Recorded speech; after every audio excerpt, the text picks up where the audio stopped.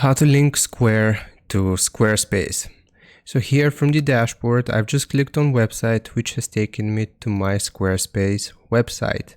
Now from the left hand side, we want to go to settings, and then right here we will choose the third option, which is selling.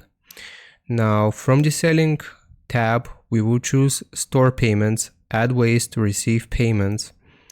And if we scroll down a little bit, you will see this point of sale, US only, Square.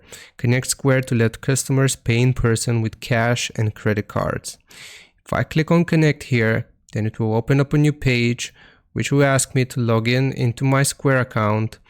And basically, after I type out my email or phone number and confirm my password here from this page, like I said, on Square, then this will link our Square account to Squarespace, and we can receive payments that way.